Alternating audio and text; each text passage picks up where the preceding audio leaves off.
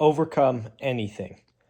I'm going to tell a story about a man who overcame a very difficult challenge. This is a true story. It is a good example of being able to achieve what seems impossible no matter the circumstances.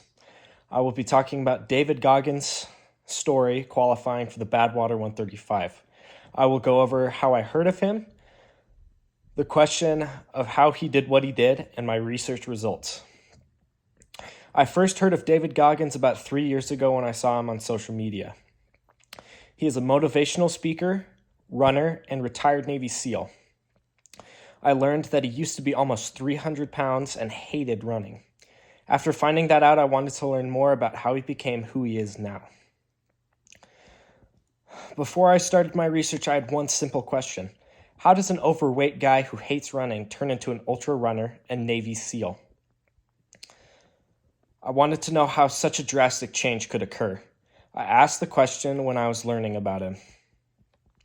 If he was able to change that much, are we all able to do the same thing?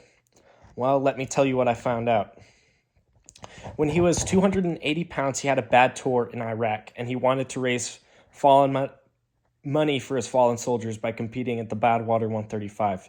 To qualify, he had to run a 100-mile race.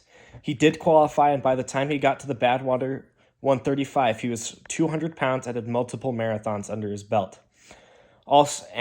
During my research, all of my sources had the same story and answers. In conclusion, by using Goggins as an example, we are able to do hard things if we put our mind and effort into it. If we put this into practice, we can all be better in the future. If we follow Goggins' example, we can do anything we put our mind to, no matter the circumstances. While we don't all have to run ultra marathons, it is important that we push ourselves to be better.